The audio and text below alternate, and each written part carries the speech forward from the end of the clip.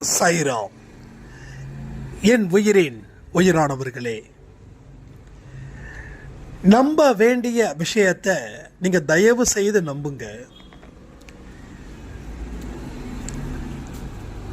கடவுளை நாம எந்த அளவுக்கு நம்புறோம் தெரியுமா? 0%. உங்க வாழ்க்கையில பிரச்சனைகள்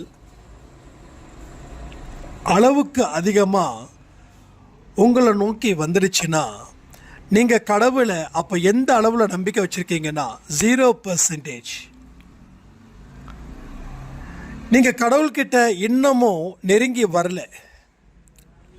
கடவுளோட நெருக்கத்தில் இருக்கிறவங்களுக்கு ஒன்று புரியும், என்னைக்குமே என்னுடைய சாயப்பா எந்த இடத்துலையும் என்னை கைவிட மாட்டார் அப்படின்னு.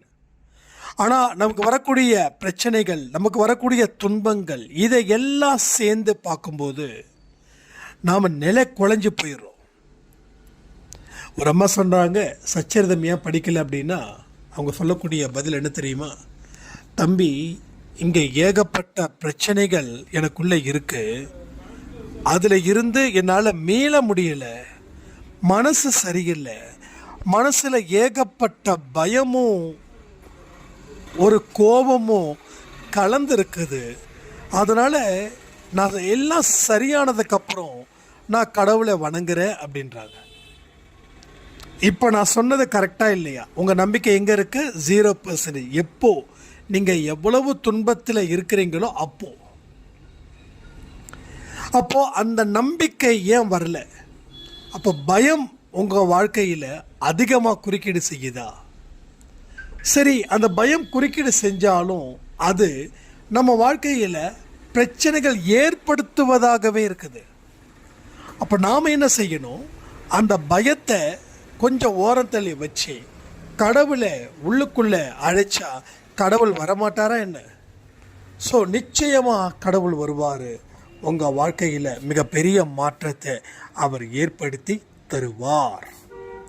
உங்களோட நம்பிக்கையை மட்டும் நீங்கள் துன்பப்படும் போது 0வாக இருக்கிறத 100ஆக மாற்றுங்க.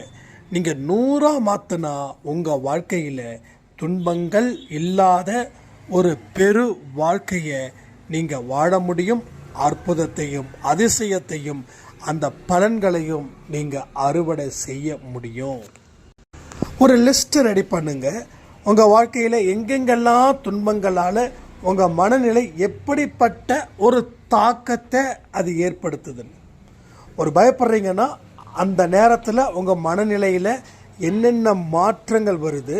ஸோ கடவுளுக்கு அந்த மாற்றத்தை நீங்கள் கொடுத்துருக்கீங்களா, இல்லை உங்களுக்குள்ள ஒரு பயம்ன்ற மாற்றத்தை ஏற்படுத்தி எதையுமே செய்ய முடியாதது போல் தத்தளிக்கிறீங்களா அப்படின்றதையும் கொஞ்சம் லிஸ்ட் பண்ணுங்க. இதை ஏன் நான் லிஸ்ட் பண்ண சொல்கிறேன்னா, அப்போ தான் நம்ம மனநிலை துன்பம் வரும்போது எந்த மாதிரியான ஒரு வைப்ரேஷனில் அது இருக்குது அப்படின்னு நமக்கு தெரிய வரும்.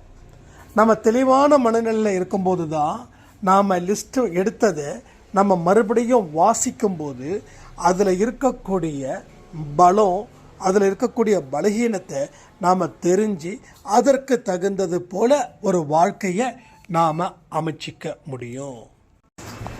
எதுவாக இருந்தாலும் அதை அப்பப்போ கண்காணித்து சரிபார்த்து நாம் வாழ்க்கையை வாழறோம் பாருங்கள். அந்த வாழ்க்கை தான் என்றைக்குமே ஒரு சிறப்பான வாழ்க்கையை அமைச்சு கொடுக்கும்.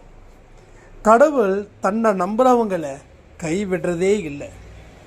உங்களை ஏன் கைவிடுறாருன்னா, துன்பங்கள் இருக்கும்போது நீங்கள் கடவுள்கிட்ட நெருங்கலைன்ற பெரிய குறை உங்ககிட்ட இருக்கிறதால தான் இத்தனை விஷயங்கள் நடக்குது.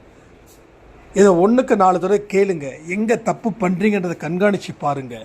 இனி அந்த தவறை செய்யாமல் கடவுளோட அருளை பெறுவதற்கு நீங்கள் முயற்சி பண்ணுங்கள். உங்கள் வாழ்க்கையில் எல்லாம் நல்லபடியாக நடக்கும்னு சொல்லி இந்த பதிவை நான் முடிக்கிறேன். ஜெய் சாய்ராம்.